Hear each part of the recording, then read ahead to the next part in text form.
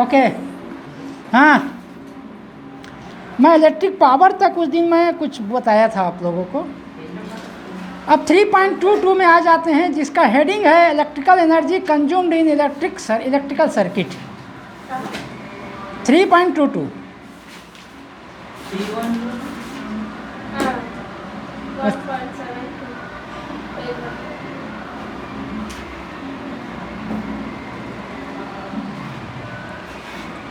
यहाँ पे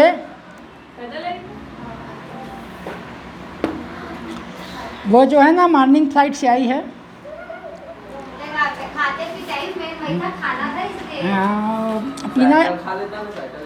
पीना जरूरी होता है उसको, इसीलिए खाते पीते आती है। Okay, be careful. 3.22 article number electrical energy consumed in electrical circuit, ये हेडिंग है इसका। तुम जानते हो power equal rate of change of work done होता है, ये उस दिन मैं बताया था। तो पावर को यदि हम P से इंडिकेट करें, वर्क डन को W से इंडिकेट करें, टाइम टेकन को T से इंडिकेट करें, तो P इक्वल W/T होता है, ये जानते हो। अब वर्क डन मतलब क्रॉस मल्टीप्लिकेशन कर दोगे तो वर्क डन को P × T लिख सकते हैं। ये work done in time T है ना, माने 1 सेकेंड में जो वर्क होता है वही पावर है। तो T टाइम में कितना वर्क होगा कैसे निकालोगे? पावर × T कर दोगे या क्रॉस मल्टीप्लिकेशन कर दोगे, बात एक ही है। तो ये वर्क इक्वल P × T हो जाएगा। अब इसका जो यूनिट क्या होता है वर्क डन का, बोलो? एम के सिस्टम में unit of work done joule लिखा तो है बुक में, उसको कम से कम पढ़ के बता डालो। मगर जूल में हम नहीं मेजर करते, हम पढ़ा दिए ना, वही तो किलोवाट जूल।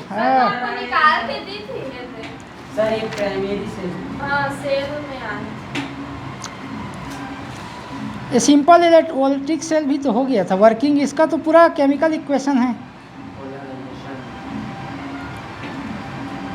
लेक्लांसे सेल, ये सब केमिस्ट्री में पढ़ोगे तुम्हें सेल को। यहाँ मैं पूरा सत्यनारायण की कथा बढ़ाऊंगा, कुछ नहीं इसमें, है ना। पढ़ा ले तो सेल वाले पार्ट को छोड़ दो, केमिस्ट्री में पढ़ लेना, या फिर मैं लिखा दूंगा सीधा। प्राइमरी सेल और सेकेंडरी सेल में क्या डिफरेंस है ये जान लो बस। प्राइमरी सेल किसको कहते हैं? इसमें प्राइमरी सेल में जनरली उसको रिचार्ज नहीं किया जा सकता। सेकेंडरी सेल जो है वो रिचार्जेबल होते हैं, बेसिक डिफरेंस यही है, ठीक है। बाकी सब केमिकल रिएक्शन क्या होता है, सेल का बस एक ही सिद्धांत है कि उसके अंदर में केमिकल रिएक्शन होता है, और जिससे एनर्जी जो मतलब एनर्जी जो प्रोड्यूस होती है वो इलेक्ट्रिकल एनर्जी होता है, मतलब इलेक्ट्रिकल एनर्जी प्रोड्यूस होती है। कहने का मतलब ये है कि केमिकल रिएक्शन जो है वो इलेक्ट्रिकल एनर्जी में कन्वर्ट हो जाता है। बस यही है सेल का थ्योरी। बाकी सेल में जानने लायक कोई खास नहीं है, ये सब केमिस्ट्री में पढ़ोगे तुम। सेल के 2 ब्राड होते हैं तो जानते हो, पॉजिटिव ब्राड और निगेटिव ब्राड।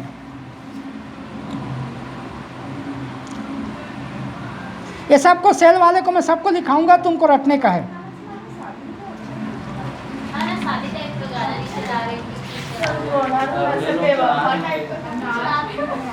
क्या है ना, इसी के सगा भाई के यहाँ शादी है। मेरा सगा तो मेरे जैसे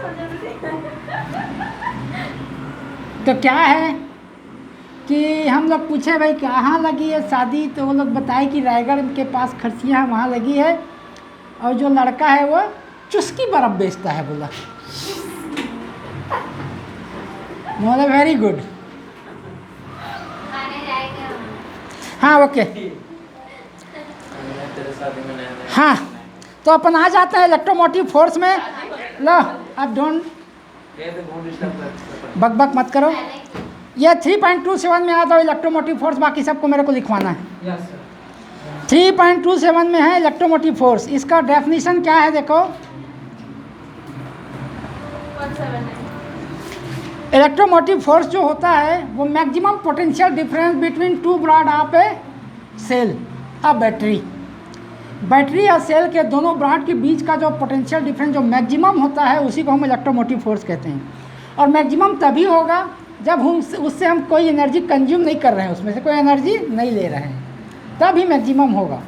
तुम्हारे बुक में लिखा है, देखो, the energy imparted by the cell to flow a unit charge in the complete circuit inside and in external circuit is called electromotive force of the cell।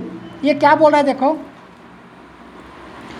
ये एनर्जी जो कि सेल के द्वारा इम्पार्ट किया जाता है यूनिट चार्ज को positive broad से नेगेटिव ब्राड की ओर सेल के बाहर, और सेल के अंदर निगेटिव से पॉजिटिव ब्राड की ओर पूरा एक राउंड घुमाने में जो वर्क की ज़रूरत, जो इतना एनर्जी की ज़रूरत होता है, उसको ये इलेक्ट्रोमोटिव फोर्स कह रहा है, यूनिट कूलाम, 1 कूलाम चार्ज को।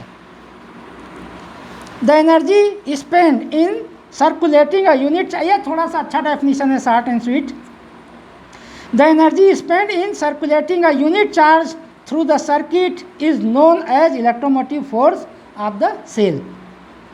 मान लो unit charge Q coulomb charge को पूरा सर्कुलेट करने के लिए, एक राउंड पूरा सर्कुलेट करने के लिए W वर्क करना पड़ता है, तो इलेक्ट्रोमोटिव फोर्स क्या होगा, W/Q। वो वही है जो पोटेंशियल डिफरेंस का डेफिनेशन है। क्या डिफरेंस है दोनों डेफिनेशन में, पोटेंशियल डिफरेंस और इलेक्ट्रोमोटिव फोर्स के लिए? कोई डिफरेंस नहीं है। यूनिट चार्ज को इन्फाइनाइट से किसी पॉइंट तक लाने में जो वर्क करना पड़ता है वो पोटेंशियल होता है, ठीक है। इसमें क्या बोल रहा है कि 1 कूलाम चार्ज या यूनिट चार्ज को पूरे एक राउंड किसी सर्किट में सर्कुलेट करने के लिए जितनी एनर्जी की ज़रूरत होगी वो इलेक्ट्रोमोटिव फोर्स है, EMF। बस इतना ही डिफरेंस है, दोनों वर्क डन है, दोनों यूनिट चार्ज को लाने में कितना वर्क करना पड़ता है वही है। लेकिन क्या है, ये जब अपन इंस्ट्रूमेंटल मेजरमेंट करेंगे ना, जब उसको ऐसा दोनों भी नेगेटिव पॉजिटिव ब्राड के बीच में, तो जब उससे कोई एनर्जी हम ले नहीं रहे हैं, उस कंडीशन में जो वोल्टेज डिफरेंस होता है पॉजिटिव नेगेटिव के ब्राड के बीच में, वो वास्तव में इलेक्ट्रोमोटिव फोर्स होता है। यही अंतर है दोनों में। Maximum potential difference between positive and negative broad of a battery or cell is known as electromotive force of the battery. ये बोला है लास्ट में, जो मैं कब से बड़बड़ा रहा हूँ उसको आखिरी में बोलता है, यही तो गलत है इसका। देखो यहाँ बोला है, the maximum potential differences between the two electrode of cell when cell is in open circuit, जब सेल ओपन सर्किट में हो, मतलब उससे कंज्यूम नहीं किया जा रहा हो energy, is called electromotive force of cell. Open circuit means no current is drawn from the cell, ठीक। अब यूनिट ऑफ EMF वही होगा यूनिट EMF का जो वोल्टेज का है, क्योंकि वोल्ट ही है वो, जूल पर कूलाम। एक कूलाम चार्ज को पूरे सर्कुलेट करने के लिए सर्किट में यदि 1 जूल वर्क करना पड़ रहा है तो वो क्या होगा, 1 वोल्ट होगा। ये सब चीज़ इसको ना लिखने के लिए क्या करोगे, तुमको याद करने की ज़रूरत नहीं है। जैसे देखो पोटेंशियल डिफरेंस का डेफिनेशन ये पढ़े हो, V=W/Q, यही पढ़े हो ना। ये वर्क डन है और ये चार्ज Q है। अब 1 वोल्ट का डेफिनेशन कैसे दोगे? इफ़ देखो 1 कूलाम चार्ज को किसी पॉइंट तक लाने में यदि 1 जूल वर्क करना पड़ रहा है तो उस कंडीशन में उनके बीच वहाँ पे पोटेंशियल क्या है, 1 वोल्ट है। इसी से क्लियर है तो, ठीक है ना। ये 1 देन दिस इज आल्सो 1, ठीक है। तुम ऐसा ही डेफिनेशन बना सकते हो, याद करने की ज़रूरत नहीं। तो कितना गांव घूम रही है, कैसे, ऐसा क्या है तेरे गांव में कि बहुत घूम? हाँ, अब शांत है थोड़ा, ऊपर में तो रहती है शायद। अच्छा, वैसे ये बारिश अभी छड़ीक है। छड़ी मैंने कहने का मतलब कुछ दिन का है, फिर से घाम आने वाला है वैसे ही। अब आप जो घर में गो तो भयंकर उमस। अच्छा, अभी अकेले थे, वेरी गुड।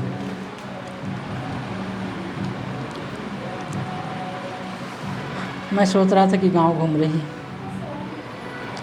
हाँ हैं? क्या हो का गया, क्या इतना? हाँ ठीक। हाँ देखो, बैटरी का भी इंटरनल रेजिस्टेंस होता है। बैटरी भी अपोज करता है फ्री फ्लो ऑफ करंट का। तो वो सेंड कर क्या करती उसके जगह तू कैसे ले ली कह रहा था? शादी का एक करी तू गाना गाने लगती है ना अचानक। इतने साल के होगा करते रहते ऐसे ही आने चलेगा तो नहीं होगा ले चल, अब इधर उधर बक बक करेगी तो पड़ जाएगा तड़ से। तेरी मम्मी चाहे जो भी करे।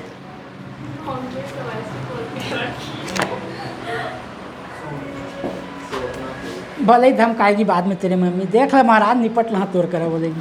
नहीं वो ऐसे भी बोलता भाई कभी ओके, देखो ध्यान से पढ़ोगे तभी कुछ हो पाएगा। ये 12वीं है, बार बार मेरे को बताने की ज़रूरत क्यों पड़ रही है? मतलब तुमको कोई चिंता नहीं है कि बोर्ड एग्ज़ाम है। तकलीफ तब होता है जब लाख कोशिश करने के बाद भी परसेंटेज डाउन होता है, तब समय निकल चुका होता है, फिर तुम उसके बाद कुछ नहीं कर सकते। तो ऐसा कंडीशन मत आने दो कि तुम एग्ज़ाम का रिजल्ट जब आए तो टेंशन में आ जाओ। ऐसा तभी होगा जब अभी से पूरी तरह से, पूरी सीरियसली से तुम माने पूरी गंभीरता से तुम पढ़ाई करोगे। मेरे को ज़्यादा ट्रेलर देने की ज़रूरत ना पड़े। हाँ, इंटरनल रेजिस्टेंस ऑफ सेल मैं अभी बताया कि बैटरी का भी स्वयं का एक रेजिस्टेंस होता है।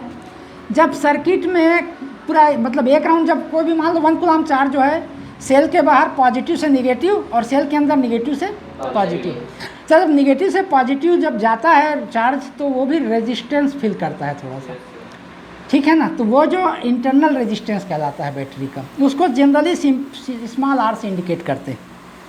अब तुम्हारे बुक में जो बोल्ड लेटर में लिखा है उतना ही काम का है। देखो, the resistance offered by a electrolyte inside a cell in the flow of current is called internal resistance. माने सेल के अंदर करंट के फ्लो में जो रेजिस्ट पैदा करता है कौन, जो भी केमिकल अंदर भरा हुआ है वो हम उसको उसका इंटरनल रेजिस्टेंस कहते हैं उस सेल का। Due to this resistance a part of energy supplied by the cell is dissipated in the cell itself in the form of heat energy। ये क्या बोल रहा है मालूम? वो जो इंटरनल रेजिस्टेंस रहता है उसके कारण सेल का जो कुछ एनर्जी जो है सेल के अंदर ही हीट में कन्वर्ट हो जाता है, मतलब लॉस होता है, एनर्जी का लॉस होता है, ठीक है ना।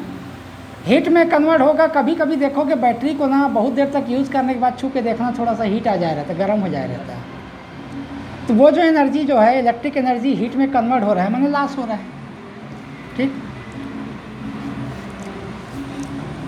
तो अब यहाँ तक तो खैर सिंपल डेफिनीशन था।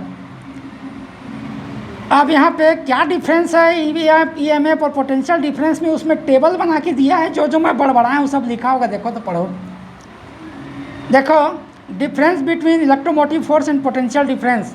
फर्स्ट डिफरेंस इधर इलेक्ट्रोमोटिव फोर्स में लिखा है, electromotive force is maximum potential difference between two poles of any cell in an open circuit.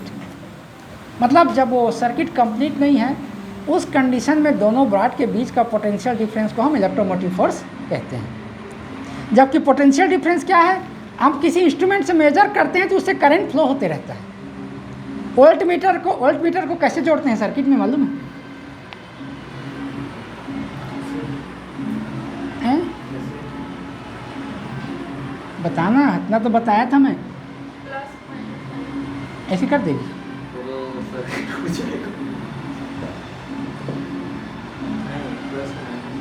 कैसे करोगे तुम लोग? अभी इतना चिल्ला के बताया था कि माने वोल्ट मीटर को अपन पैरेलल कनेक्ट करते हैं और अमीटर को सीरीज में कनेक्ट करते हैं। और तुम 10th में ओम्स लॉ को वेरिफिकेशन ऑफ ओम्स लॉ में प्रैक्टिकल भी किए होगे, यदि किए होगे तब की बात है, तो कनेक्ट भी किए होगे। पैरेलल किसको बोलते हैं? जैसे देखो, ये मान लो रेजिस्टेंस है ऐसा, हाँ एक रेजिस्टेंस है, मान लो ये वोल्ट मीटर है, तो एक सिरे को यहाँ कनेक्ट कर दो, दूसरे सिरे को यहाँ कनेक्ट कर दो, तो इसके साथ पैरेलल में आ गया नहीं,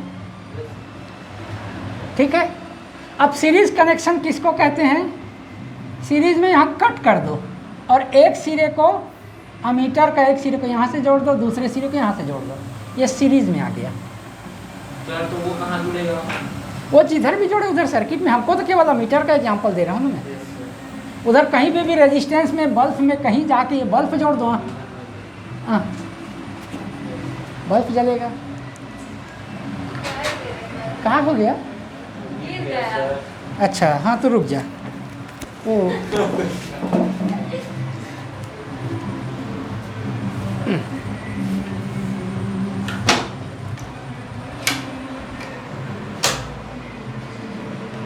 गाना सुन के ऐसा लग रहा है कि दुनिया ठहर गया। सर ऐसा लग रहा है माता मना आप रहे लोग हैं। ऐसे सॉन्ग में डांस नहीं कर रहे हैं। क्या पता डांस कर रहे हैं कि नहीं। ओ राज आज ही तो भी ऐसे ही गाना चल रहा है, सब ऐसे ऐसे नाच रहे थे, पता नहीं। हल्दी हाँ ठीक। हल्दी का यार। मेरा पार्टनर देखो, इंटरनल रेजिस्टेंस किस पे डिपेंड करता है। तुम पहले ही जानते हो कि जितना दूर तक चार्ज फ्लो होगा तो उतना ही ज़्यादा रेजिस्टेंस होगा। कहाँ पढ़े हो? R is directly proportional to L, R is inversely proportional to cross section area A. पढ़े हो कि नहीं पढ़े हो? तो निगेटिव अंदर सेल के अंदर दोनों ब्रॉड के बीच का डिस्टेंस जितना ज़्यादा होगा उसका रेजिस्टेंस, इंटरनल रेजिस्टेंस उतना ही ज़्यादा होगा। तो ये बताया किस पे डिपेंड करता है, बुक में तुम अपने हिसाब से समझ सकते हो। देखो, factor affecting the internal resistance. First बोला है distance between the electrode. Positive negative broad के बीच का डिस्टेंस पे डिपेंड करता है। जितना ज़्यादा डिस्टेंस होगा उतना ज़्यादा रेजिस्टेंस होगा। फिर area of electrode dipped in electrolyte. जो केमिकल जो रहता है सेल के अंदर उसमें कितना एरिया डूबा हुआ है उस पर भी डिपेंड करता है। जितना ज़्यादा एरिया डूबा होगा उतना ही कम रेजिस्टेंस होगा। उसके बाद थर्ड है कंसंट्रेशन ऑफ इलेक्ट्रोलाइट। ज़्यादा कंसंट्रेशन है, मान लो उसकी डेंसिटी ज़्यादा है उस केमिकल का जो उसमें डाला गया है सेल में, बैटरी में, तो उसमें अपोजिंग पावर भी ज़्यादा होगा। ज़्यादा मालिक्यूल होंगे तो टकराएगा ज़्यादा, तो अपोज भी ज़्यादा होगा, तो रेजिस्टेंस भी ज़्यादा होगा। ठीक है ना? तो इस तरह से इसमें क्या बोला है देखो तुम, internal resistance of a cell increases with the increase of concentration of electrolyte because of concentration of concentrated of thicker electrolyte offer more resistance in the path of moving ions। अब टेम्परेचर बढ़ाने पे concentration थोड़ा सा कम हो जाता है।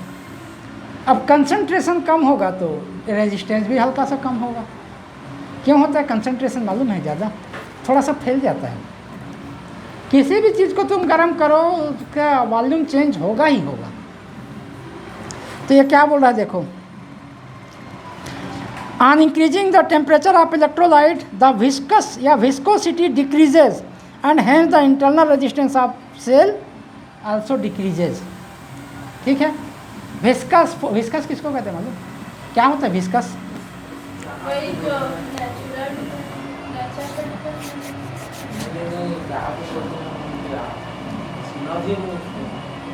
मैं इतना अच्छा शब्दों में बताया था, viscous force is nothing else. दो ऑब्जेक्ट के बीच में जो फ्रिक्शनल फोर्स होता है ना, बस वो लिक्विड के दो लेयर के बीच में जो फ्रिक्शनल फोर्स है उसी को अपन विस्कस फोर्स कहते हैं। हाँ, हाइड्रोस्टैटिक्स हाइड्रोडायनेमिक्स में पढ़ते हैं इसको।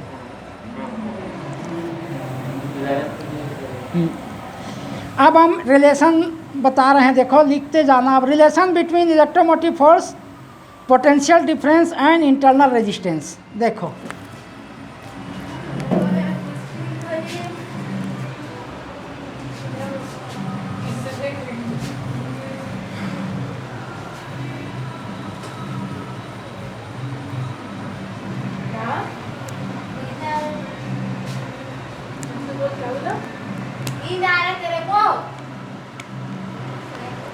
आज जो ना वो उससे ज़्यादा बात मत करो, खतरनाक टाइप रिएक्ट कर रही है आज, डेंजरस हो गई है। नहीं कर रही? क्या बोला है? ऐसा टाइप डर लग जाता है, इसलिए मैं डर के सहम गया था थोड़ी देर पहले। अरे बाप रे, व्हाट ए चेंज। हाँ देखो, रिलेशन बिटवीन क्या क्या किसके किसके बीच रिलेशन?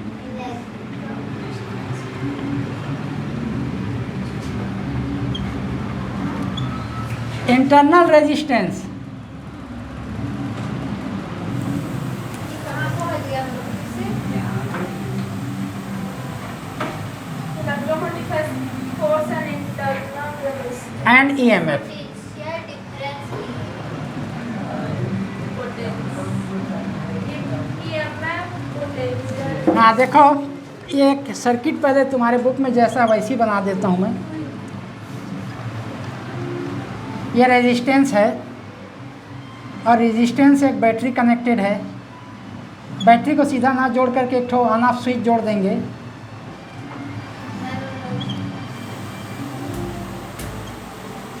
प्लस है माइनस है, ठीक है। इधर से करंट आई अपन ले रहे हैं बैटरी से। अब यहाँ पे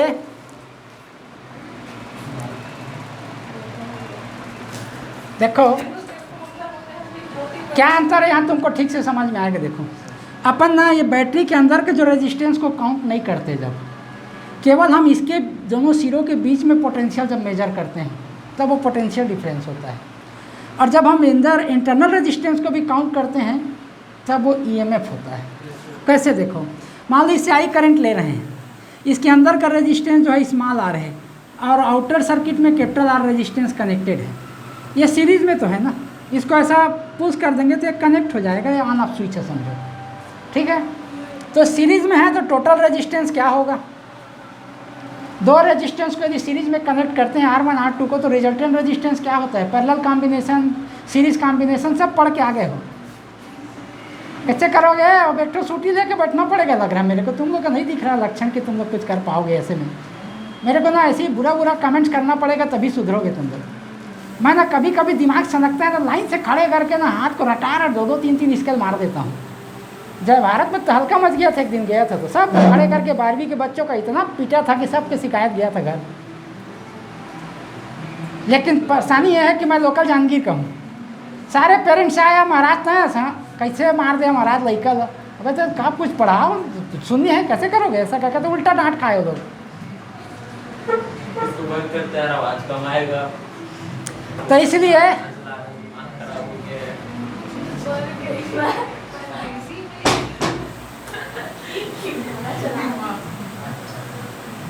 तो देखो, हम जब सीरीज में कनेक्ट करते हैं दो रेजिस्टेंस को तो रिजल्टेंट रेजिस्टेंस जो दोनों का सम होता है। पैरेलल में कनेक्ट करते हैं तो रिजल्टेंट रेजिस्टेंस ऐसे निकालते हैं 1/R1 प्लस 1/R2। दोनों में बताया हूँ सॉल्व करके बोर्ड में। यहाँ एक्सटर्नल रेजिस्टेंस कैपिटल आर है, इंटरनल रेजिस्टेंस स्मॉल आर है। सीरीज में कनेक्ट कर रहे हैं और इससे करंट आई फ्लो हो रहा है, तो आई इक्वल क्या होगा, टोटल रेजिस्टेंस। टोटल रेजिस्टेंस क्या होगा, नहीं पहले तो ईएमएफ अपॉन टोटल रेजिस्टेंस, माने capital R plus small R, ये आई होगा। जब अपन यहाँ ईएमएफ क्यों लिए, क्योंकि हम इंटरनल रेजिस्टेंस को भी काउंट कर रहे हैं। यह जो अपन यहाँ पे जैसे जोड़ते हैं ना V, इसका मतलब इन दोनों सिरों के बीच में पोटेंशियल डिफरेंस बताता है।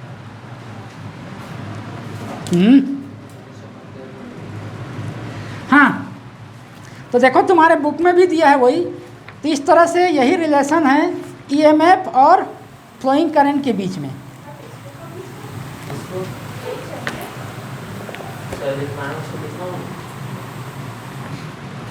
अच्छा, ये देखो करंट तो यहाँ भी बह रहा है, वही करंट इस रेजिस्टेंस से भी बह रहा है। तो यहाँ पे इन दोनों के बीच में पोटेंशियल डिफरेंस V है मान लो, तो V इक्वल क्या होता है, ये फर्स्ट इक्वेशन है। अब यहाँ पे लिखना इफ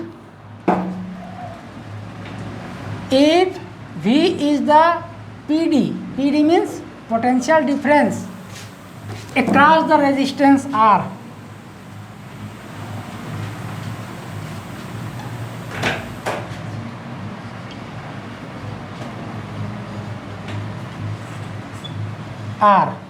देन V इक्वल क्या हो जाएगा, I इक्वल क्या हो जाएगा, then I equal V/R।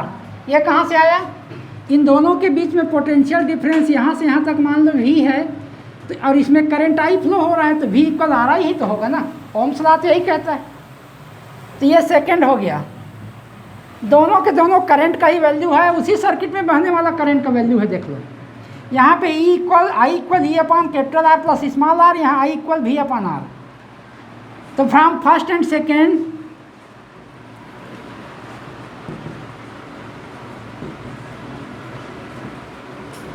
We have, क्या मिलता है हमको, V upon R equal E upon capital R plus small are.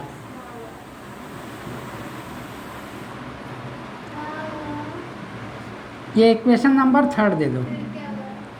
है कौन कौन? ये दो बगल वाले, वो देखो कैसे देख रही है मेरे को। अच्छा तो मैं क्या कर रहा था अभी? सर यदि हम डिस्टर्ब करते हैं सर बार बार, चुपचाप मैं disturb नहीं कर रही, चुपचाप कोई कुछ भी करे चुपचाप देखो इधर सर। मैं आ गया। लास्ट ईयर टाइप देखो, लास्ट ईयर टाइप माहौल क्रिएट मत करो, नुकसान तुम्ही को है। भाई उधर वो हो जाएगा, मैं गिरा ना बोली टूट जाएगा। हाँ अब इसको हमको स्मॉल आर का वैल्यू निकालना है, इसको क्रॉस मल्टीप्लिकेशन करके क्या मिलेगा देखो। This implies that v into capital R plus small R, माने v capital R into v small R equal capital E into capital R. अब स्मॉल आर को एक तरफ बाकी सबको एक तरफ कर दो। ये हमको देता है v into small R equal,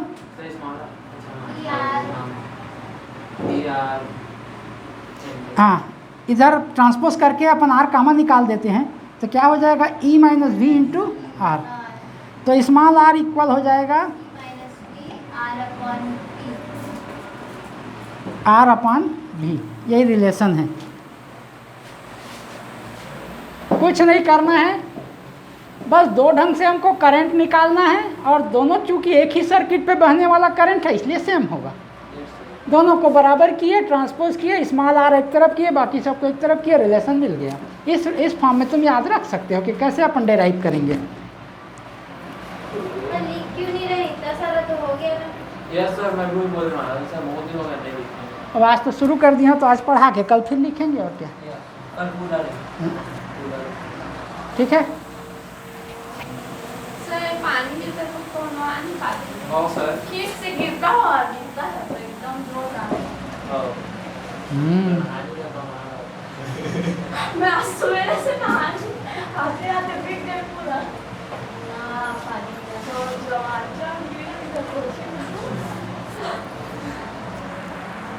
तुम लोग भी भीग जाते होगे, पानी गिरता होगा तो, क्योंकि ये तो भीग जाती। हम लोग निकलते ही नहीं है घर से। अच्छा कुछ काम करते हैं तभी निकलते हैं, पानी पे चलते हैं। तो तुम ना मेरे लगे पढ़ने मैं हाँ, इसको एक स्टेप और देखो, इसको ई अपान भी माइनस वी अपान भी इंटू आर ऐसा भी लिख सकते हो। मतलब ऐसा ई अपान भी माइनस भी अपान भी क्या हो जाएगा 1 इंटू आर। लास्ट है, चलो उसके बाद अब आ गया है क्वेश्चन बेस्ड ऑन द, खैर न्यूमेरिकल प्रॉब्लम तो लास्ट में ही करेंगे। अब कॉम्बिनेशन ऑफ सेल, ये कॉम्बिनेशन ऑफ सेल को और कंप्लीट कर देते हैं आज, फिर लिखना शुरू करेंगे कल से। ये जब कंप्लीट हो जाएगा उसके बाद भी समय बचेगा तो कुछ क्वेश्चन कर लेंगे आज। कॉम्बिनेशन से लाखी है। हाँ सर उसके बाद थोड़ा सा और अरे सी भी है, सेक्शन सी भी है, बहुत बड़ा चैप्टर हाँ, ये लास्ट में यही है। सेक्शन सी लास्ट है। पोटेंशियोमीटर, ये सब हीट स्टोन ब्रिज पे बेस्ड है। चलो ठीक है, पहले लिख लेंगे उसके बाद ही पढ़ेंगे इसको। हाँ, अब एक कॉम्बिनेशन ऑफ सेल, मतलब हम सेल को कैसे जोड़ें कि हमको मैक्सिमम पावर मिले। देखो अलग अलग ढंग से जोड़ के तुम maximum current, maximum power, maximum voltage difference find कर सकते हो।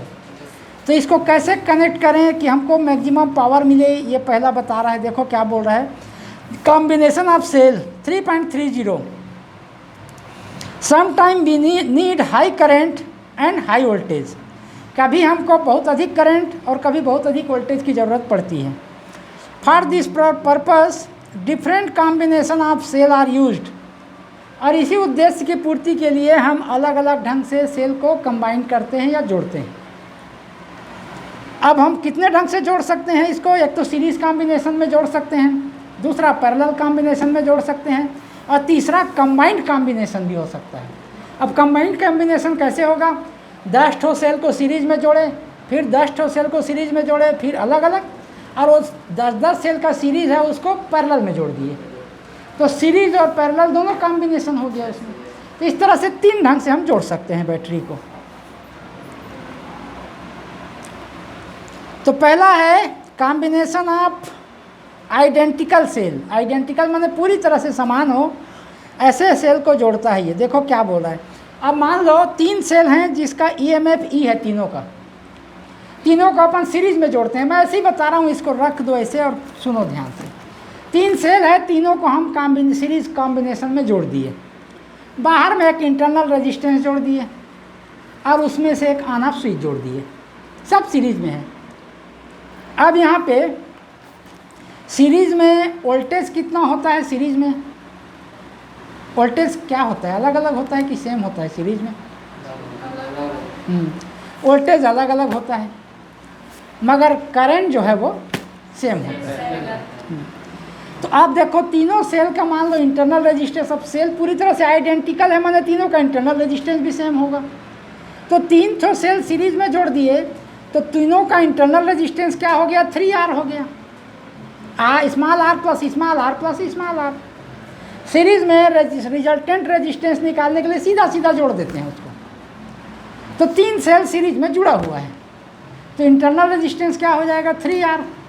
एक्सटर्नल रेजिस्टेंस कैपिटल R है, बाहर में एक और रेजिस्टेंस हम जोड़ रखे हैं, तो टोटल रेजिस्टेंस क्या हो गया? Capital R plus 3R। वो भी सीरीज में तो है सब। करंट I बह रहा है, ठीक है। तो बैटरी से हम करंट I ले रहे हैं, तो यहाँ पे I इक्वल क्या हो जाएगा? देखो तीनों सेल यदि सीरीज में जुड़े हैं तो E plus E equal 3E। तो 3E upon 3R plus capital R equal I होगा।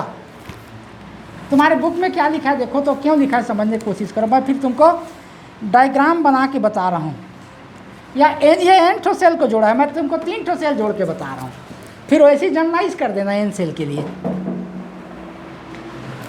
देखो कॉम्बिनेशन ऑफ सेल से है ये।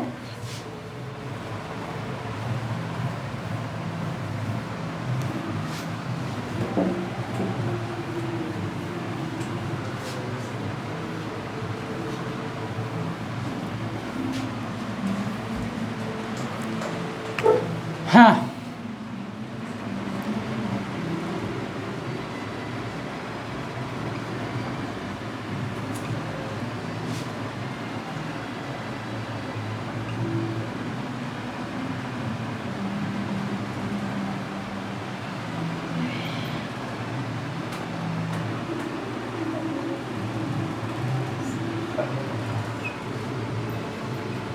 तीन सेल ऐसा जुड़ा है, इसका EMF E है, इसका EMF E है, इसका EMF E है, इंटरनल रेजिस्टेंस R है, R है, ठीक।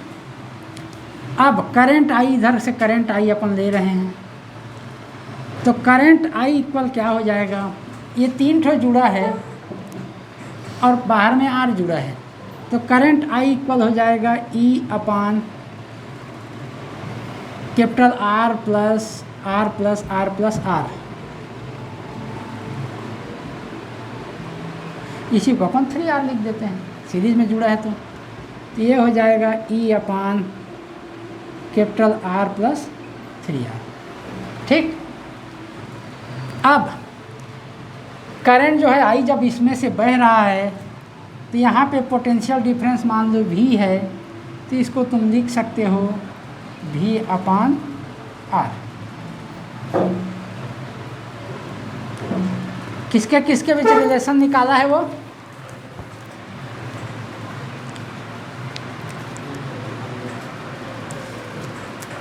हाँ अच्छा देखो, ये यहीं तक लिया है, अभी आगे नहीं गया है। इसमें करंट मैक्सिमम कब होगा, इसको अपन जब हमको सिंप्लीफिकेशन की ज़रूरत पड़ेगी तब हम आगे जाएंगे। इसमें इसको 3R कर दो। करंट मैक्सिमम कब होगा, तो जैसे हमको करंट मैक्सिमम चाहिए, तो करंट मैक्सिमम कब होगा, जब ये वाला मिनिमम हो। जितना कम से डिवाइड करेंगे डिविडेंड उतना ही हमको ज़्यादा मिलेगा। अब ये मिनिमम कब होगा, नहीं है ये कनेक्शन तो समझ में आया ना। तेरे बुक में जो लिखा है उसको, उसमें ना 3 n की जगह 3 है। बुक में ये जो सर्किट दिया है ना, इसमें अंतर सिर्फ इतना है कि मैं बैटरी को नीचे ले लिया हूँ या ऊपर ले लिया है, रेजिस्टेंस को R है ना, तो बाकी पूरा है। और ये n बैटरी को जोड़ा है, मैं समझाने के लिए केवल 3 बैटरी को जोड़ा हूँ अभी। तो 3 हम जानते हैं कि यदि सीरीज़ कॉम्बिनेशन में जो वोल्टेज डिफरेंस यहाँ से यहाँ के बीच में जो वोल्टेज डिफरेंस होगा ना, इन तीनों का सम होगा। सीरीज़ में टोटल वोल्टेज जो है V1 + V2 + V3 के इक्वल होता है, करंट सेम होता है, ठीक है। तो यहाँ पे इसके बीच में वोल्टेज E, इसके बीच में वोल्टेज E, इसके बीच में वोल्टेज E, तो E + E + E = 3, ठीक है। लेकिन यहाँ पे तो अपन अच्छा यहाँ E भर लिख डाला हूँ, ये 3E करो ना। तो बोलता नहीं गलत लिखे हैं सर के, मेरा ध्यान है, मैं बोलते बोलते इधर भटक के कुछ लिख देता हूँ कभी कभी, क्योंकि ध्यान बढ़ जाता है मेरा। ये हो गया इतना। अब इसमें ये तो हो गया flowing current equal net voltage upon total resistance.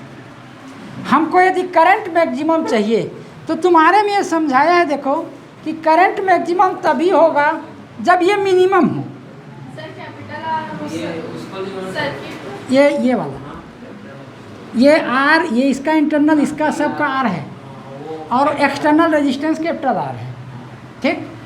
ये मैक्सिमम कब होगा ये सोचना है हमको। मैक्सिमम करंट कब मिलेगा, जब ये मिनिमम हो। तो मिनिमम कब होगा, ये R तो मिनिमम हो नहीं सकता, R तो जितना है उतना ही रहेगा, वो तो हम जोड़ रखे हैं। इसको मिनिमम होना चाहिए। सेल का इंटरनल रेजिस्टेंस को हम किसी भी तरह से मिनिमम कर दें तो करंट हमको मैक्सिमम मिलेगा, ठीक है। तो स्मॉल r जो है वो कैपिटल R के से कंपेयर करें तो बहुत छोटा होना चाहिए। इतना छोटा R less than capital R, इतना छोटा कि स्मॉल r को इसके कंपेयर में हम नेग्लिजिबल ले सकें, 0 के इक्वल ले सकें। तो ये I इक्वल क्या हो जाएगा, 3 × कैपिटल E अपॉन R, ठीक।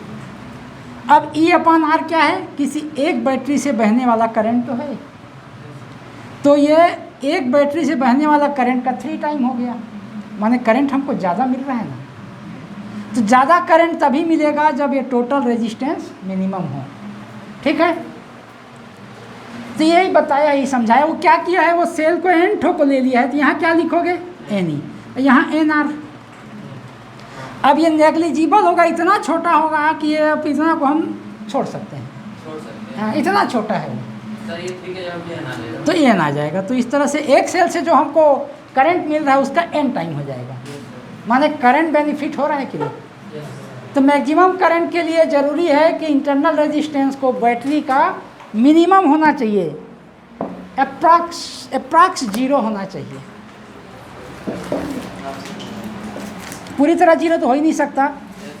पूरे विश्व में, ब्रह्मांड में ऐसा कोई सब्सटेंस नहीं है जिसका रेजिस्टेंस 0 हो।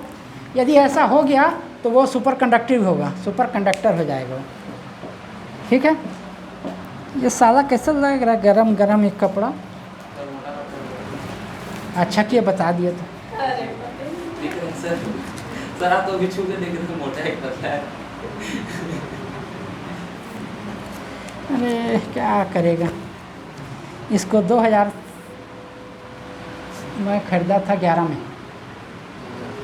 2011 का कपड़ा है, श्री नारायण लक्ष्मी प्रस्तरालय से। लक्ष्मी श्रीनारायण हम लोग भी गए थे, पता कैसा हैं क्या, पहनेंगे तब तो फटेगा ना, पहनते ही क्यों। कितना कब क्यों फटेगा, ज़्यादा पहनोगे। मतलब आप पहले भी ऐसी कभी भी ऐसी, हाँ तो ऐसी इच्छा, मतलब मोटू पतलू कुछ नहीं, मैं अब मेंटेन करके रखता हूँ खुद को। अपने आप नहीं होता है। मेरा रूटीन जो है 9000 कदम पर डे चलने का है। सुबह 3000 कदम, दोपहर में धूप में 3000 कदम, फिर शाम को 3000 कदम खाना खाने के बाद। समझ गए? उसके अलावा 10-15 मिनट योगा भी करता हूँ। और 1300 कदम बराबर 1 किलोमीटर होता है। तो अब काउंट कर लो कितना किलोमीटर में चलता हूँ। 7800 यदि स्टेप्स लेते हो तो 6 किलोमीटर होता है 7800 कदम में।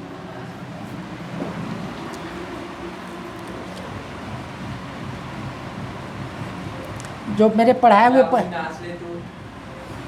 नाचिस लेना, चलना, हम लोग उधर बैठ जाते हैं दर्शक दीर्घा में। नहीं नाचू सर, ये तो दिख रहा है। ठीक, तो मैक्सिमम करंट कब मिलेगा? जब बैटरी का इंटरनल रेजिस्टेंस नेग्लिजिबल हो। अब उसके बाद नेक्स्ट स्टेप क्या है? हमको अब मान लो मैक्सिमम वोल्टेज चाहिए, तो क्या करना है? वोल्टेज मैक्सिमम चाहिए।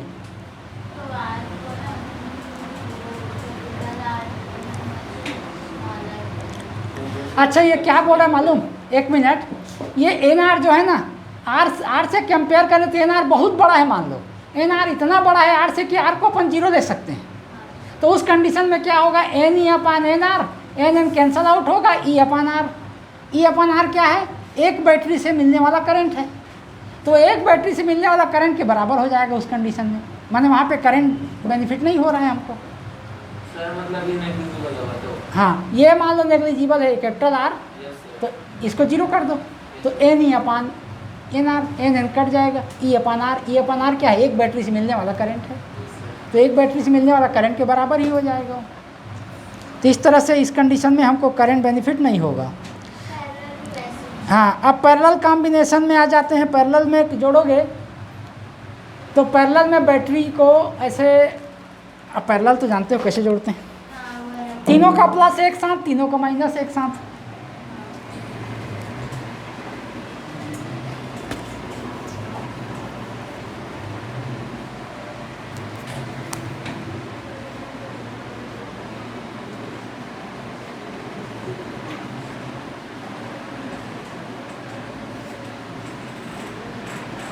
ये तीनों बैटरी एक साथ जुड़ा है समझो। ये सब का इंटरनल रेजिस्टेंस आर, ये प्लस, ये प्लस, ये प्लस, ये माइनस, ये माइनस, ये माइनस।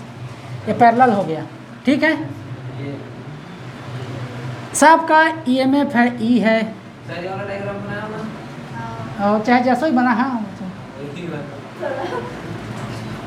इसमें ना वो चीज़ है ना, वन ऑफ रेजिस्टेंस। ठीक, ये तीनों पैरेलल में है बैटरी। बाहर में रेजिस्टेंस आर जुड़ा है। अब यहाँ इंटरनल रेजिस्टेंस क्या होता है जान? मान लो सबका इंटरनल रेजिस्टेंस, इसका स्मॉल आर, इसका स्मॉल आर, इसका स्मॉल आर। तो नेट रेजिस्टेंस कैसे निकालोगे? टोटल रेजिस्टेंस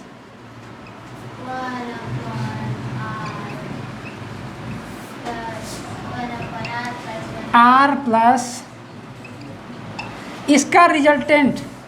ये मान लो इसका इस आर डे से मान लो तीनों का इंटरनल रेजिस्टेंस का, तो ये आ जाएगा 1/R day equal 1/R plus 1/R plus माने 1/R डे इक्वल 3/R। तो R डे इक्वल क्या हो जाएगा? R/3। ठीक है, R/3। हाँ, तो रिजल्ट यदि 3 ठो जोड़े हैं तो capital R plus small R/3, ये टोटल रेजिस्टेंस हो गया। अब वोल्टेज कितना होगा? वोल्टेज तो चूँकि पैरेलल में वोल्टेज सेम रहता है, करंट अलग अलग रहता है।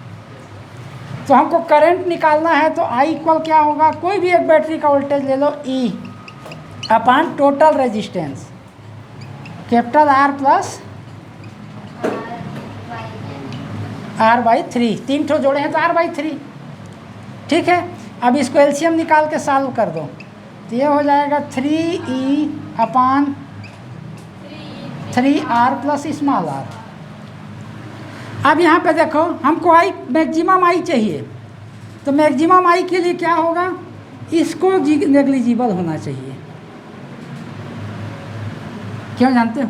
ये नेग्लिजिबल होगा, इसको अपन हटा देंगे। मान लो 0 ले लिए तो 3E अपान R माने एक बैटरी से मिलने वाला करंट का 3 टाइम हो जाएगा। एक बैटरी से मिलने वाला करंट E अपान R है। ठीक। तो ये कैपिटल ये वाला जो नेग्लिजिबल हो जाए तब हमको मैक्सिमम करंट मिलेगा। मतलब पैरेलल कॉम्बिनेशन है बैटरी का और मैक्सिमम करंट हम चाहते हैं तो एक्सटर्नल बैटरी को नेग्लिजिबल होनी चाहिए, बहुत कम रेजिस्टेंस होनी चाहिए उसको, नहीं बराबर, इतना कम कि हम उसको ज़ीरो ले सकते हैं, तब करंट हमको मैक्सिमम मिलेगा। अब यदि ये मैक्सिमम, ये मिनिमम नहीं, ये मान लो इंटरनल रेजिस्टेंस मिनिमम है, इतना छोटा कि इसको ज़ीरो ले लें तो हमको क्या मिलेगा 3E/3R, 3 कैंसल आउट होगा, E/R, माने एक बैटरी से मिलने वाले करंट के बराबर ही हो जाएगा। इस तरह से हमको करंट लाभ उसमें नहीं होगा, ठीक है। तो वही दिया होगा, देख लो, वहाँ 3 के जगह n लिख देना यदि n बैटरी को पैरेलल में जोड़ा है तो। अब दोनों तरह का, दोनों को मिला के वो कॉम्बिनेशन बना रहा है।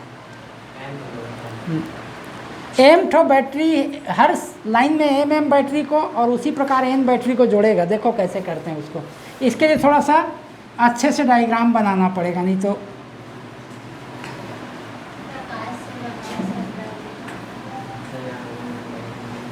कैसे प्रकाश पेंटर है क्या? हाँ ठीक। जैसे देखो ऐसा बहुत सारा बैटरी को जोड़ना है, अब छोटा छोटा में दिखेगा नहीं, दिख रहा है। ऐसा करते करते m ठो है, m सेल्स है, कितना ठो दिया है देखो तो उसमें, दोनों को कंबाइन किया है तो कितना ठो लिया है, 3 ठो ले लिया है और इस जनरलाइज कर दिया है n के लिए, है ना। तो देखो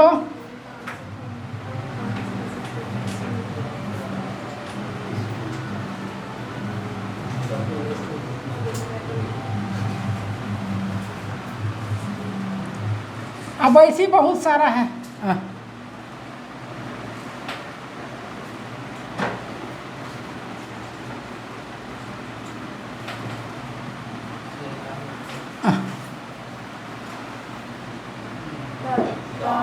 पहली बार तो अच्छा लगेगा।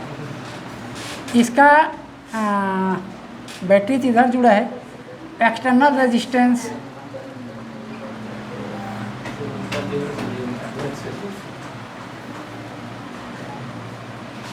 एक कुंजी के है, ये रेजिस्टेंस R है और हाँ सर उसमें वो नहीं दिया है सर, हाँ वो क्लिप नहीं दिया है। ये जो भी है वो ऑन ऑफ स्विच है, ऑन ऑफ स्विच। स्विच जो भी है वो नहीं दिया है, क्लिप नहीं बोल सकते। अब देखो क्या रहेगा मतलब?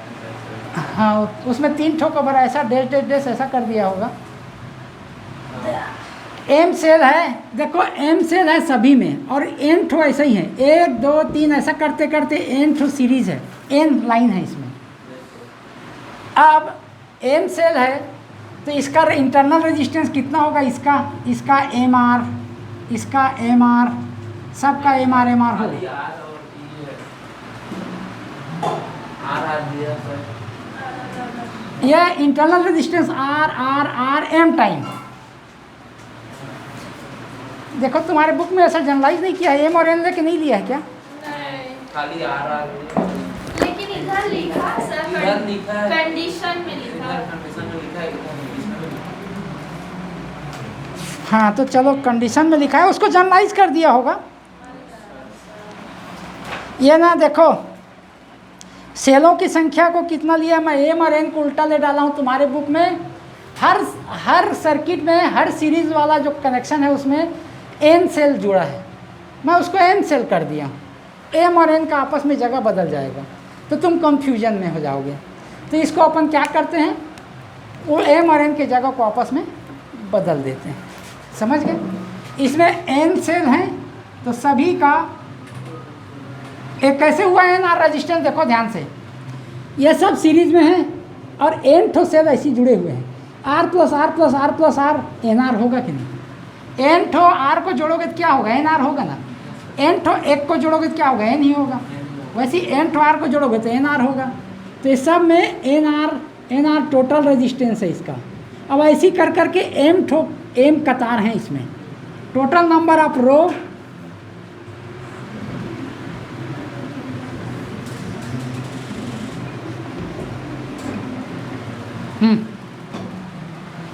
कंफ्यूजन है, कैसे लग रहा है, कैसे कर रहे हैं तुम? समझ नहीं आ रहा। ये तो दुर्गा देवी तो ही हरकत कर रही है आज। राजपूता का क्या ये बात? देखो तो देवी चढ़ जाएगी, ये चुड़ैल बन के देवी देवी चढ़ जाएगा फिर। चुड़ैल हाँ, अरे थोड़ा सा सीरियस लो। देखो मैं क्यों कर रहा हूँ ऐसा कुछ समझ में आ रहा है। ये एन ठो सेल को सीरीज में जोड़ दिए, सीरीज में एन ठो रेजिस्टेंस को जोड़ेंगे तो क्या होगा, एन आर ही तो होगा ना। तो इसमें एन बैटरी जुड़ा है, इसमें भी एन बैटरी जुड़ा है, ऐसी एम कतार हैं। इस कतार में एन आर रेजिस्टेंस, इसमें एन आर रेजिस्टेंस, इसमें ऐसे ही एम ठो होंगे। मान लो इन सब का टोटल रेजिस्टेंस आर डैश है, तो इतना का टोटल रेजिस्टेंस क्या होगा, देखो 1 upon R dash, capital R dash ले लेते हैं। ये हो जाएगा 1 upon N R plus 1 upon N R dash dash dash M time, नहीं एन टाइम है, एन सीरीज, टाइम तो सर एम टू कतार है ना, एम टाइम, कतार को एम ले लिए है ना। हाँ तो यहाँ हो जाएगा देखो 1 upon R dash equal, same चीज़ को एम बार जोड़ोगे तो क्या हो जाएगा, एम अपान एन आर। अब इसको सॉल्व कर दो तो ये मिलता है आर डैश इक्वल हो जाएगा एन आर अपान एम। ये इसका रेजिस्टेंस हुआ। अब बाहर में रेजिस्टेंस कैपिटल आर भी जुड़ा है, तो टोटल रेजिस्टेंस हो जाएगा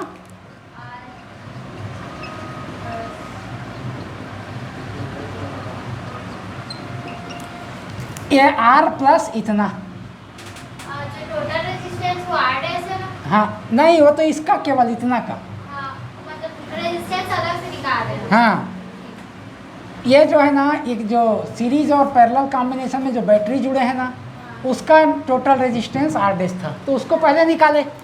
अब बाहर में एक्सटर्नल रेजिस्टेंस और जुड़ा है, तो ये total resistance R plus R dash होगा। तो ये हो जाएगा आर प्लस आर डैश की जगह उसका वैल्यू रख दो, एन स्मॉल एर अपान एम, ये टोटल रेजिस्टेंस हो जाएगा। अब करंट आई इक्वल क्या होता है, देखो सीरीज एन ठो सेल, हर कतार में एन सेल जुड़े हैं, तो और प्रत्येक का ईएमएफ कैपिटल ई है, तो एन सेल का ईएमएफ क्या हो जाएगा, एन इंटू ई। और यहाँ से यहाँ तक का सब का देखो, यहाँ से यहाँ एन ही है ना, तो इन सब में एन ही होगा, क्योंकि पैरेलल कनेक्शन में वोल्टेज जो है सेम होता है। तो N E upon total resistance हो जाएगा capital R plus N small R upon M.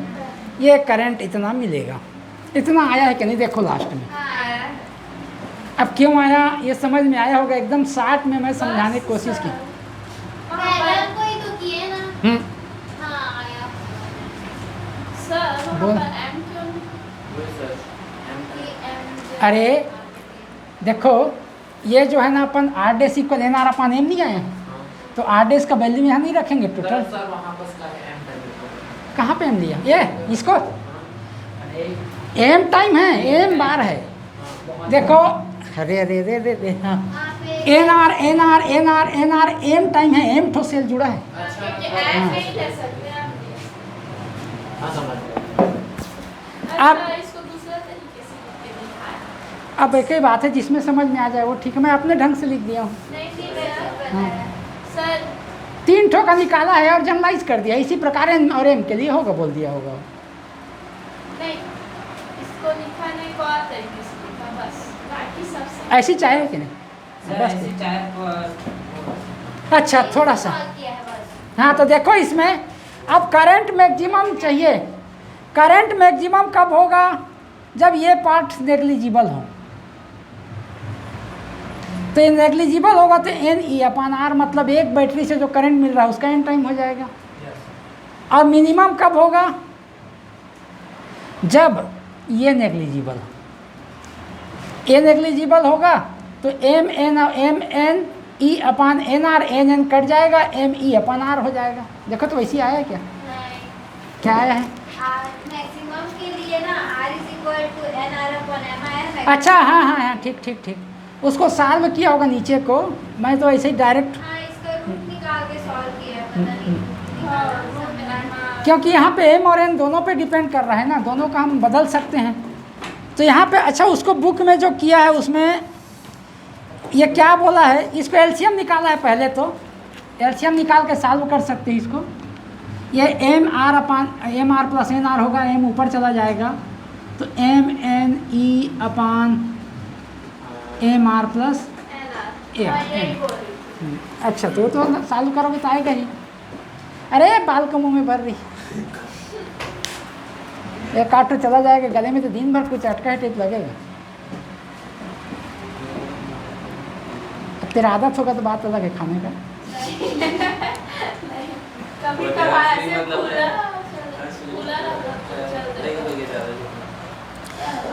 हाँ, इसके बाद का जो प्रोसेस है वह एम आर और एन आर ये दोनों कैसे चेंज हो सकते हैं। देखो इसका वैल्यू इतना का वैल्यू मिनिमम होगा तब हमको करंट मैक्सिमम मिलेगा, और ये मैक्सिमम होगा तब करंट मिनिमम मिलेगा। अब उसको कैसे सॉल्व करोगे, चूँकि number of cell in each series and number of series दोनों पे डिपेंड कर रहा है, ये एम और एन दोनों पे डिपेंड कर रहा है। तो इसीलिए वो क्या किया है, M R plus N R को लिखा तो है। देखो M R plus N R minimum होगा तो करंट मैक्सिमम होगा। अब M R plus N R minimum कब होगा उसको सॉल्व किया है ये। तो इसको क्या किया है, ये जो दो ठो सम के रूप में है उसको मल्टीप्लिकेशन के रूप में लाया है। इसको ऐसा लिख सकते हो, देखो एक लाइन में इधर मैं बता देता हूँ, दिख तो जाएगा ना, उधर उसमें आ जाएगा ना।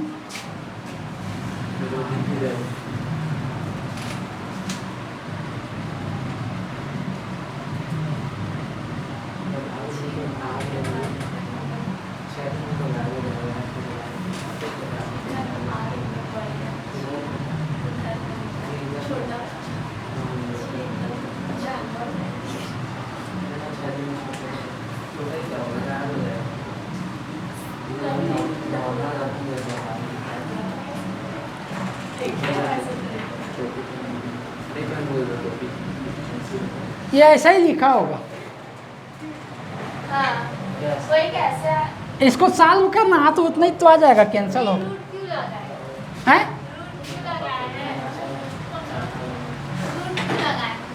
अरे देखो इसको तुम सॉल्व करोगे तभी इतना आएगा, तुम हल करके देख लो। इसको इतना लिखा जा सकता है, मैं कैसे मैं बता देता हूँ। A square plus B square minus 2ab plus 2ab minus 2ab plus 2ab cancel out होगा। रूट एम आर का स्क्वायर ये आ जाएगा एम आर और प्लस रूट एन आर का स्क्वायर, माने ये स्मॉल आर है, ये भी आर लिख डाला हूँ मैं, ठीक यही आ जाएगा ना। तो उसको हम उतना लिख सकते हैं। अब वो मिनिमम कब होगा, जब ये मिनिमम हो। मैक्सिमम आई कब होगा, जब ये मिनिमम हो। तो मिनिमम बस यही हो सकता है कि ये जीरो हो सकता है, इससे मिनिमम तो हो नहीं सकता। तो ये जीरो होगा तभी करंट मैक्सिमम होगा। अब ये जीरो कब होगा, जब root M R equal root of N R हो। स्क्वायर रूट ले लो, स्क्वायर कर दो दोनों तरफ, तो M R equal N small R हो, ठीक है, या M upon N equal small R upon capital R हो। क्या दिया है, R is equal to NR/M। एक ही बात है। हाँ, उसको ट्रांसपोज सर एक बार टोटल रेजिस्टेंस है, फिर से समझाइए। किसका टोटल रेजिस्टेंस, देख मैं ना अलग से समझा देता हूँ उसको। तो क्या होता है? ये इसको तो खैर मेरे को लिखवाना है, मिटाल दो इसको। Yes sir.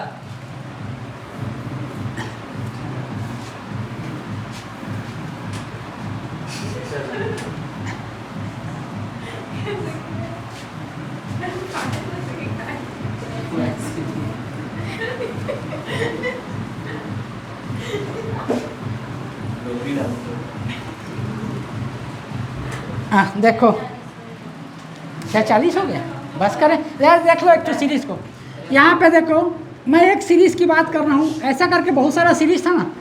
अरे इधर देखो एन, हम अपन क्या किए हैं, एन ठो सेल को जोड़े हैं,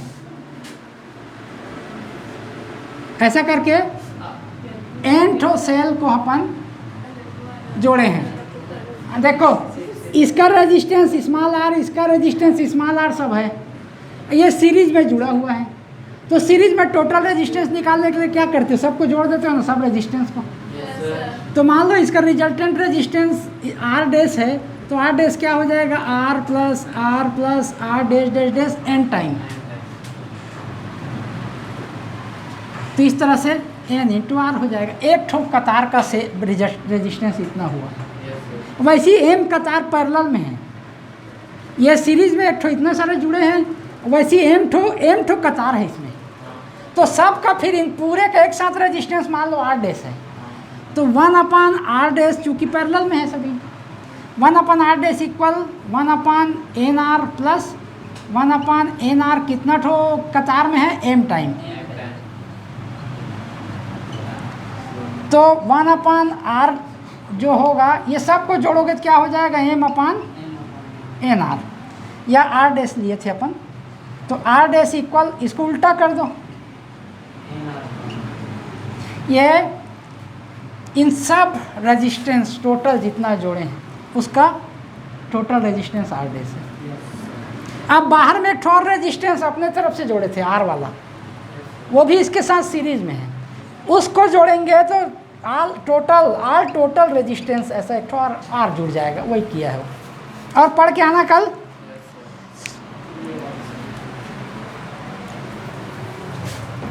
समझ में आ गया।